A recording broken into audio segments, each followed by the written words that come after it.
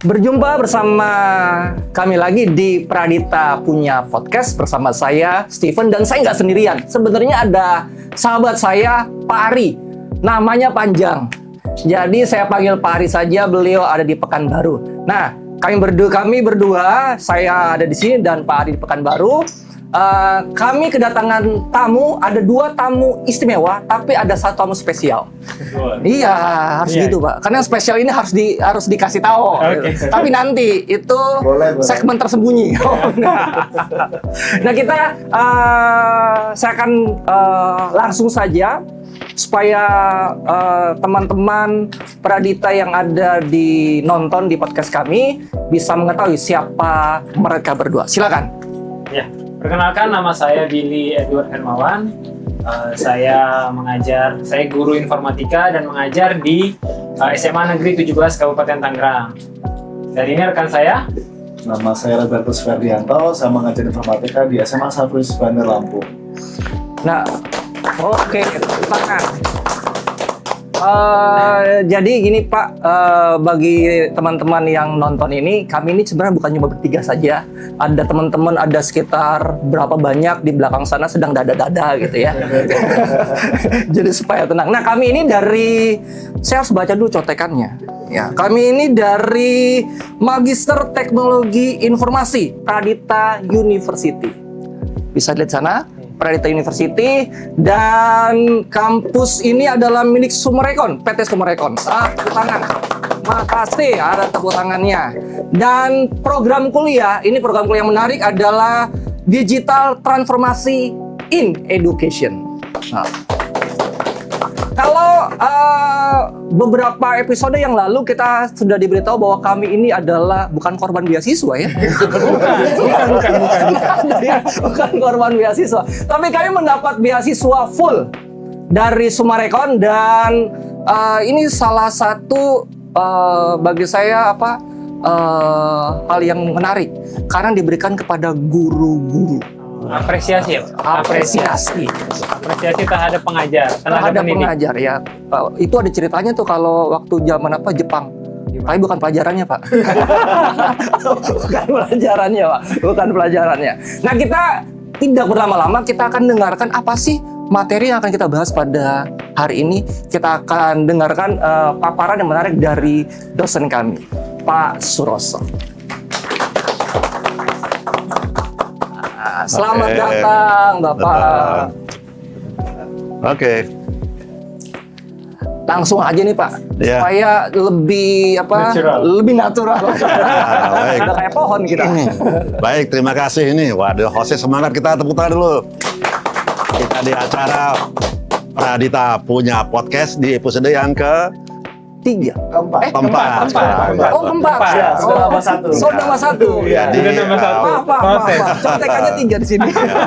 Podcast ini dibuat dalam rangka kuliah. Jadi kuliah dalam bentuk podcastnya menarik ya. Saya sebagai dosen di sini memberikan satu challenges bagaimana mahasiswa bisa melakukan podcast, tapi isinya materi kuliah. Oke. Pada hari ini kita akan bahas tentang 6 stages of digital transformation. Jadi nanti kita akan bahas apa itu tahapan-tahapan menuju ke satu digital transformation. Di kuliah sebelumnya sudah ada itu. Apa itu digital transformation, bagaimana implementasinya dalam IT education, dan juga apa esensi daripada digital transformation.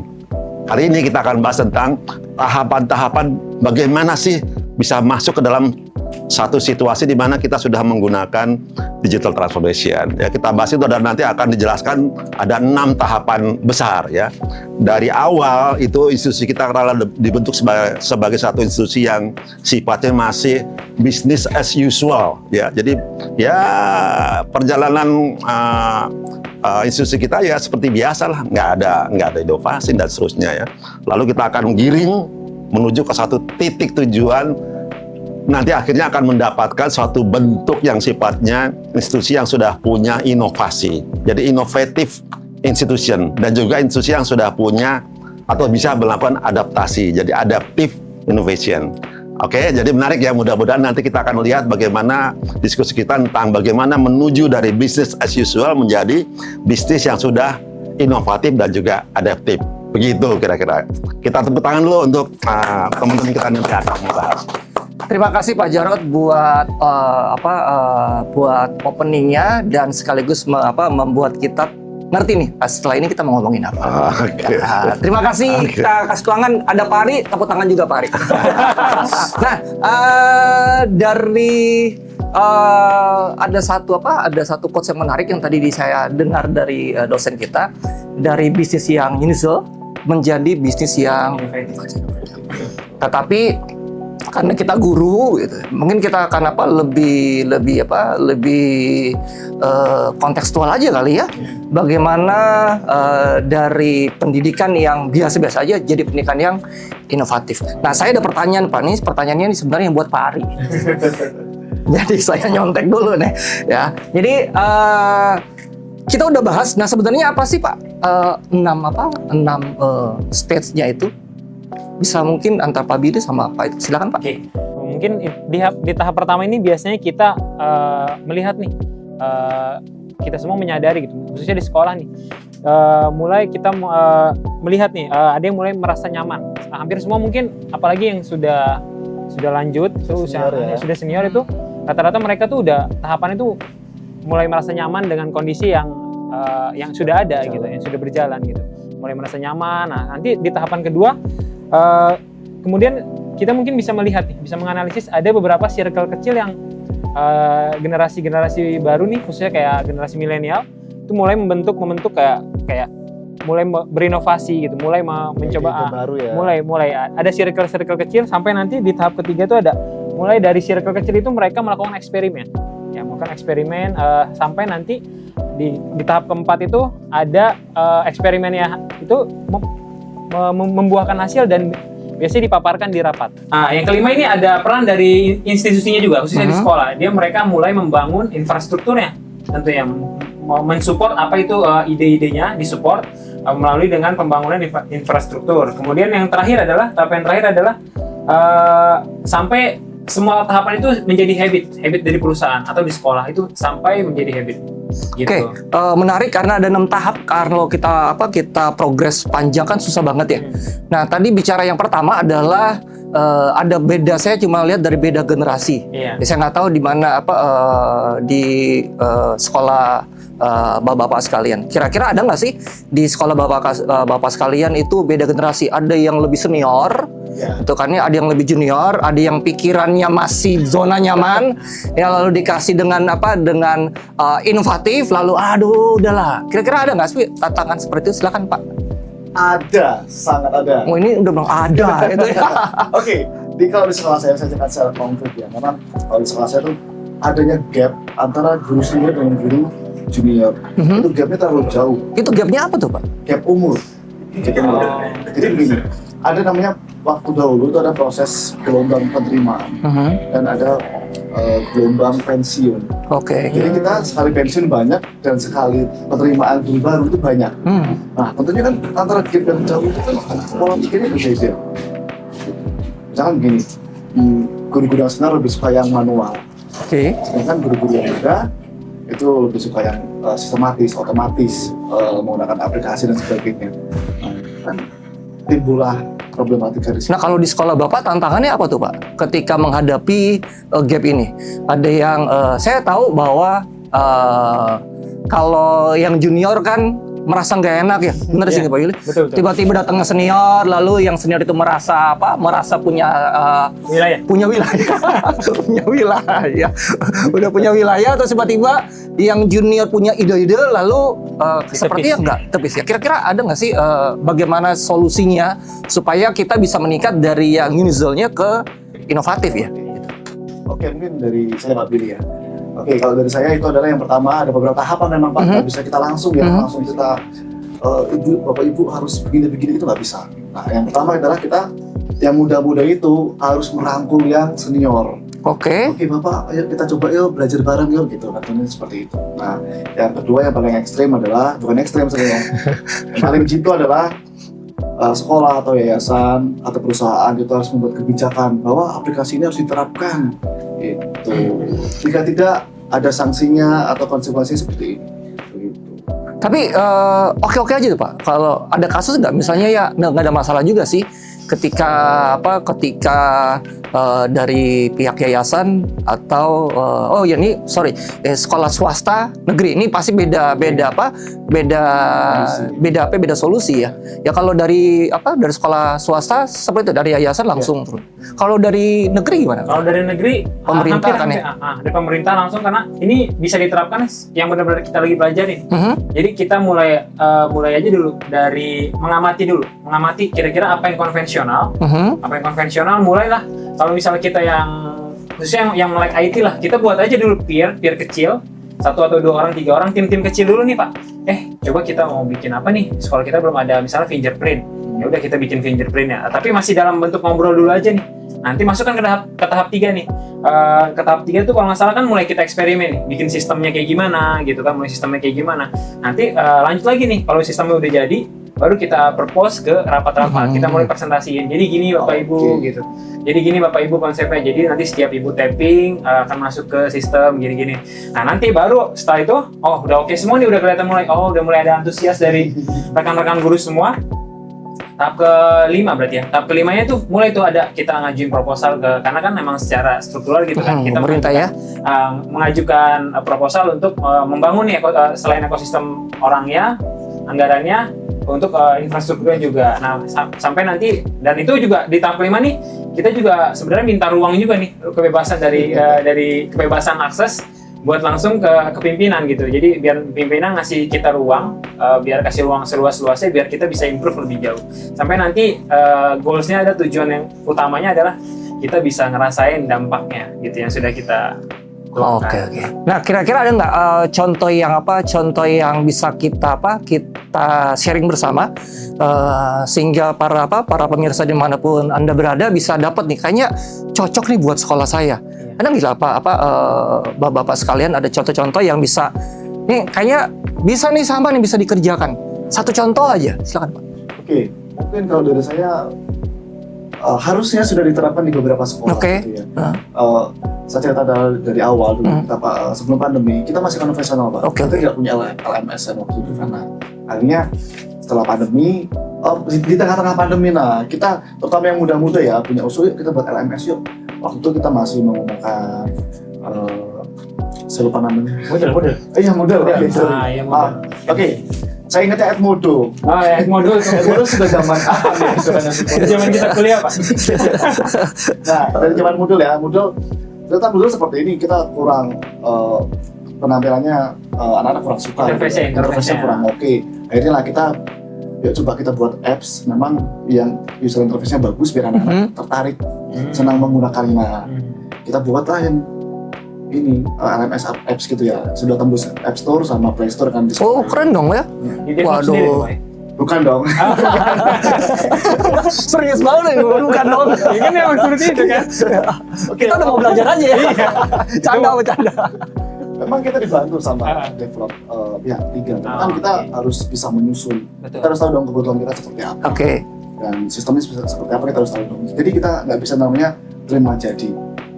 Nah Pak, sorry saya potong Pak. Ketika bicara soal kebutuhan, kira-kira disurvei dulu nggak sih sama anak didiknya, sama guru-guru? Tadi kan ada gap ya antara guru yang masih junior gitu sama guru yang senior. Ada nggak diajak ngomong survei seperti itu? Karena waktu itu kita urgent memang kita memang butuh ngambil keputusan langsung gitu ya. Karena kita memang butuh. Jadi waktu itu kan kebanyakan online ya. Kita perlu LMS yang bagus untuk membutuhkan segala macam yang memang oke. Ya, kita langsung putuskan kita buat. Nah, apakah itu kan waktu pandemi ya? Berarti apakah masih bisa digunakan hari ini, atau tiba-tiba kan kadang-kadang gitu ya, ketika pandemi kita lakukan, lalu tiba-tiba setelah pandemi kembali ke zaman awal. Ya, kembali ke nol. Kembali ke nol. Oke, ini menarik karena memang banyak orang juga berpikir seperti itu. Nah, awalnya memang LMS adalah untuk menggantikan seluruh kegiatan sekolah. Nah, tapi karena kita sudah tatap muka, memang kita kurangi fiturnya, tapi tetap kita gunakan. Gitu. Kira-kira apa alasan kurangin fitur, Pak? Kita nggak mungkin dong kembali lagi. Kita kan sudah bertransformasi, gitu kan? Jadi nggak mungkin kita sudah keren nih, sudah otomatis, sistematis, kita kembali ke manual kan nggak mungkin. sayang sekali gitu kan, sistem yang sudah kita kembangkan terus tidak kita pakai gitu kan, itu sayang sekali. Itu alasan utamanya. Tapi semua teman-teman guru-guru yang senior juga bisa beradaptasi dengan hal itu. Awalnya ini adalah problem yang sangat besar di sekolah saya. Oh, oke. Karena gap itu ya gitu. Tapi kan balik lagi itu Pak, tadi kita sekolah dan yayasan punya kebijakan sehingga bisa menekan teman-teman itu harus menggunakan. Oke, terima kasih Pak Billy. Iya. Kira-kira ada nggak Pak contoh-contoh atau kasus-kasus yang kita sama-sama pelajari dan teman-teman di rumah pun bisa pelajari sama-sama, Pak? Iya, kebenaran banget. Tahun ini sekolah saya dibandingkan dengan sekolah Bapak Ibu mungkin yang paling konvensional gitu. Konvensional. Bahkan kemarin sempat kita paparkan apa infrastruktur ya, existing gitu ya, yang ada di sekolah. Nah itu mungkin sekolah saya yang masih menerapkan sistem pinjam untuk pinjam infokus, pinjam dan kembalikan infokus gitu ya. Nah itu mulai sekarang lagi dianggarkan sambil berjalan. Nah sambil berjalan pun sekarang saya karena memang tahu basicnya IT dan sekarang saya ditunjuk untuk mendevelop website gitu ya, mendevelop website gitu kan. Jadi kalau saya potong. Jadi kalau kayak kemarin ya, kalau podcast kita yang kemarin, jadi orang anggapan IT itu setengah dewa. Betul, setengah dewa. Iya. Sekarang dibuktikan di sini. Iya, sekarang dibuktikan di sini dan saya harus ceritakan itu. Jujur nih ya. Entah itu beban atau suatu prestasi, tapi ya memang seperti itu kenyataannya gitu kan. Jadi memang ada website yang sedang di-develop gitu sekarang, tahapnya prosesnya sedang setup server, kemudian sudah CC domainnya. Mungkin nanti setelah 2 minggu atau 3 minggu bisa publish websitenya gitu. Dan itu mungkin itu juga sebenarnya kalau di sekolah kami karena sudah lama mati suri websitenya gitu kan, karena memang sebenarnya case-nya itu udah pernah di develop sama pihak ketiga, cuman karena sekolah negeri itu harus dengan kedisiplinan dan orang pihak ketiga itu tidak bisa dikunci dengan itu gitu. Jadi akhirnya orang pihak ketiga kan orang luar gitu, jadi nggak bisa setiap hari ada mobile di sekolah itu. Jadi mereka pengennya setiap ada trouble langsung solve gitu masalahnya. Guru-guru khususnya atau tenaga pendidikan di situ, jadi setiap ada sistem yang bermasalah dia pengen langsung solve.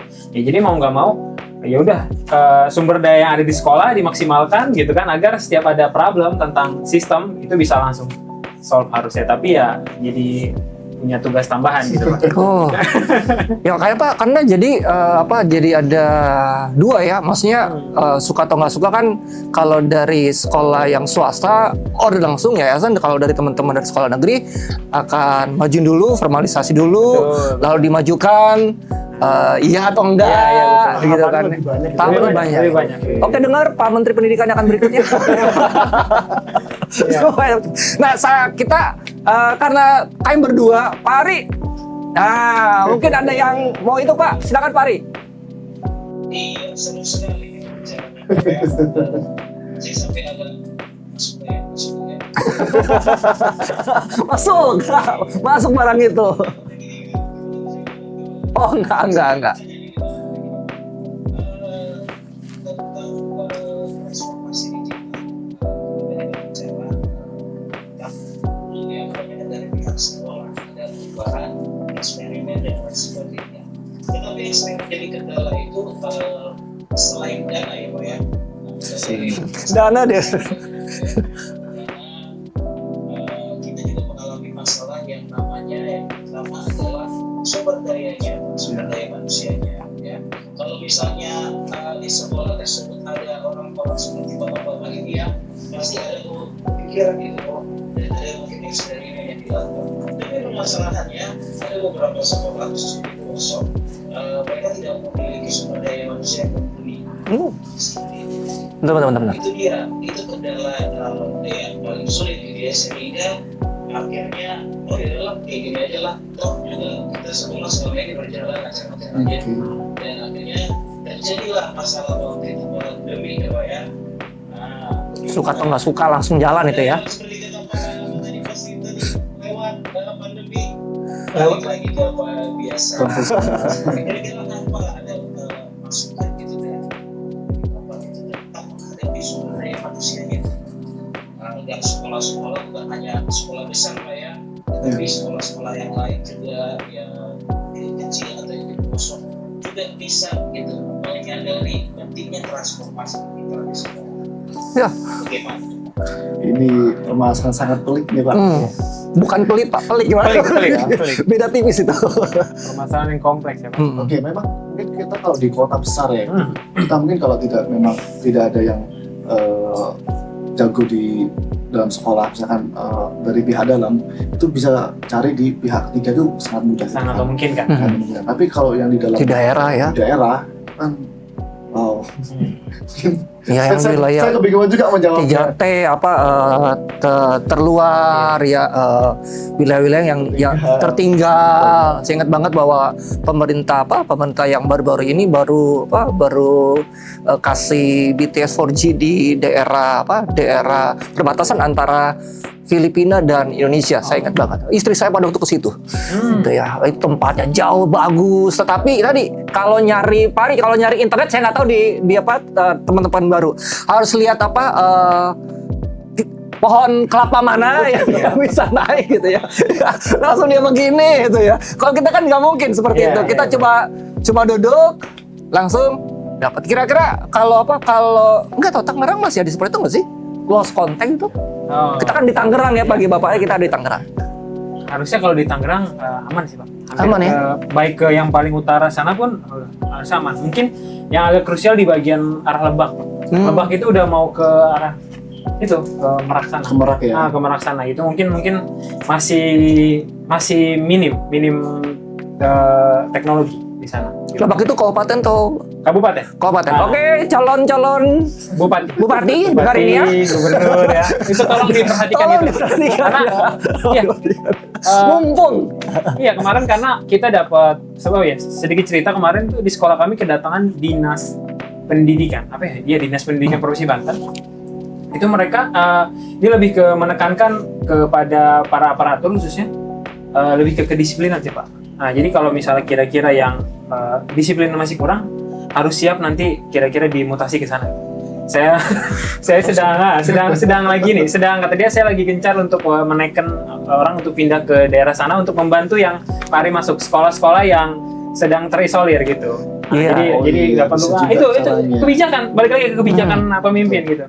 Jadi mungkin solusinya itu adalah harus ada, kita sudah taken sama pemerintah, kita sudah berdedikasi sama negara, siap nggak siap ditempatkan di mana aja, ya itu mungkin solusi yang paling oke ya. Paling oke. Benar sekali itu Pak. Iya.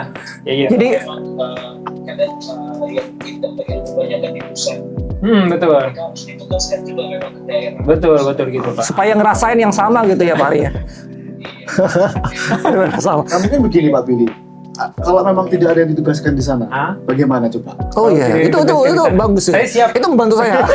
saya siap berdedikasi untuk negara ini. Luar biasa. Asik. Sayang beliau kita nggak bisa pilih ya. Ada satu lagi Pak. Oke. Dana sumber daya manusia. Nah, saya ingin dari perspektif dari seorang pemuda, karena ketika menghadapi transformasi digital yang terpaksa waktu pandemi kemarin, yang menjadi masalah terberat adalah siswa dan orang tua. Itu dia. Nah, kalau pertanyaan dari saya, apa kiat pada trik dari Bapak untuk mensosialisasikan transformasi digital di siswa dan juga orang tua? Kita tahu orang tua, apalagi yang generasi milenial, mungkin ada generasi baby boomer, mungkin yang mereka tahu satu yang mereka tahu itu adalah mereka LMS harus beli handphone, segala macam dan lain sebagainya, dan handphone itu turun.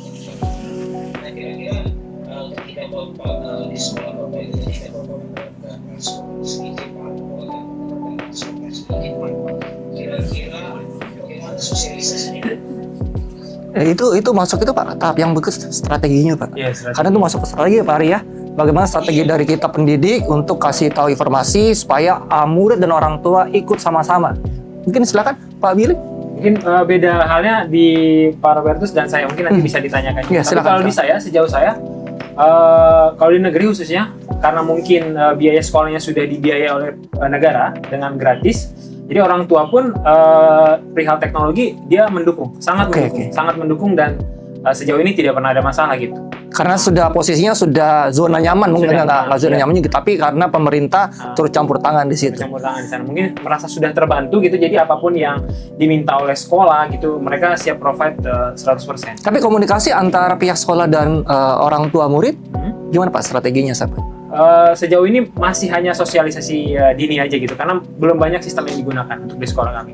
Baru mulai mau menerapkan gitu. Oke. Pak Robertus silakan Pak. Oke, kalau di sekolah saya agak sedikit menarik ini. Memang untuk Pokoknya kita menarik saja Pak. tadi Menarik dan banyak problematik dan biasanya. banyak problematik gitu. Karena memang di Bandar Lampung itu memang untuk pandemi memang tidak semua sekolah itu bisa melaksanakan yang namanya sekolah secara online. Nah, dulu kita secara online dan kita membuat aplikasi, nah itu banyak orang tua yang bertanya, apakah aplikasi ini aman dan segala macam? Karena memang di aplikasi tersebut orang tua bisa membayar SPP, UPT dari apps tersebut. Nah, kemudian memang banyak tuntutan dari anak-anak untuk harus beli HP baru. Bisa jadi itu jadi alasan. Jadi alasan mereka. Jadi alasan mereka. Jadi pihak sekolah gimana strateginya? Digitalnya luar biasa, tapi pengeluaran keuangannya cukup ditahan. Kira-kira Pak kasusnya? Nah itu mungkin salah satu contoh kecil itu ya Pak. Pembelian handphone, upgrade hardware dan segala macam. Nah itu. Kemudian apalagi ya, sosialisasi itu memang Sosialisasi. ya yang bisa menjawab itu adalah waktu, karena itu butuh waktu yang panjang biar orang tua, anak-anak bisa menerima yang namanya perubahan atau aplikasi baru. Saya ingat salah quote yang disampaikan Profesor Eko lalu dibahas lagi di sesi yang pertama. Betul, sesi pertama. Be transform or die. Itu dia ya. Itu dia. Nah orang yang ngomong itu akan memberikan pertanyaan. Silakan Pak. langsung ditembak. Langsung ditembak. Silakan Pak. Beliau ada di sini. Oke, makasih Mas Tim. Saya ingin bertanya, tadi pembahasannya bagus banget ya, seru banget bahasanya. Tapi di situ tadi nggak ada apa sih penyebab dari kegagalan suatu instansi, suatu sekolah bertransformasi digital agar kita bisa menghindarinya. Apa sih Pak? Dari sifat saya. Apa tuh penyebabnya? Kira-kira Pak? Mungkin saya. Oke, silakan Pak Willy. Kalau penyebabnya yang paling mudah dideteksi adalah mungkin dari sumber dayanya. Tadi kata Pak Ari, mungkin sumber dayanya yang ketidakadaan. Gitu ya. Karena mungkin di satu instansi yang melek akan digital mungkin 20 atau 25 guru, tapi kalau misalnya di sekolah yang benar-benar cuma ada 1-2 untuk merangkul atau mengedukasi 60 guru misalnya, itu akan mungkin akan berjalan lambat gitu ya. Dan atau mungkin ada kemungkinan dia yang akan terwarnai untuk menjadi konvensional aja gitu. Itu biasanya penyebab. Terbawa itu ya? Iya, terbawa. Dari Pak mungkin ada tambahan? Itu tadi yang disampaikan Pak Willy adalah faktor utama. Yang faktor kedua menurut saya adalah anggaran. Anggaran. Karena tidak sekolah semua mampu ya. Karena memang kalau kita bertransformasi digital itu semuanya harus mendukung infrastruktur jaringan dan hardware. Nah itu software itu harus mendukung semua, dan itu tidak memerlukan biaya yang sedikit ya. Karena Jadi ada dua tadi itu Pak Rayana, ada sumber daya dan anggaran. Jadi yang satu SDM, satu SDU. Sumber daya uang. Nggak kerasa sudah sudah sekian dekade kita ada di sini, dan kita akan menyimpulkan ada mungkin dari Pak Billy dan Pak Robertus bisa sampaikan dua kalimat ya, berapa kalimat lah. Oke. Pak Robertus mau duluan? Oke, kalau dari saya kesimpulannya mungkin untuk guru-guru muda jangan takut bertransformasi. Mari kita rangkul semuanya untuk kemajuan kita bersama. Guru-guru tuanya belum Pak? Rangkul tua. Guru-guru tua sih. Guru senior. Silakan Pak Billy. Kalau dari saya ya sama. Mungkin dibalik aja, untuk guru-guru tua jangan malu belajar sama guru-guru yang muda, gitu. Jadi karena tujuannya sama untuk kebaikan bersama, untuk kebaikan dan kemajuan sekolah bersama, gitu kan, atau instansi. Itu sih biasanya. Kesimpulan dari saya itu aja mungkin. Nah, baik teman-teman, sahabat. Tunggu, kayak ada Pari. Silakan Pari. Ya, saya ingin menambahkan sedikit saja. Saya ingin memberikan apresiasi untuk Pradita University, Pak. Oke, karena beasiswa yang diberikan dan juga beberapa hari yang lalu kami mengadakan acara EduFair dan Pradita University juga datang, dan ini juga membuktikan bahwasannya Pradita University itu sudah menjangkau ke seluruh. Wah, tepuk tangan dulu buat Pradita. Sampai ke Pekanbaru, Pak ya. Sampai ke Pekanbaru. Pradita dan juga PT Semarang. Wah. Silakan itu. Ya, terima kasih buat para pemirsa dimanapun Anda berada, dari Sabang sampai Merauke, dari mungkin sampai seluruh dunia, karena kan digital tidak terbatas ya, tidak terbatas. Nah, jangan lupa untuk nonton sesi berikutnya, tetapi kalau Anda suka dengan channel ini silakan like, komen, dan subscribe channel kami. Pradita Punya podcast. See you next time.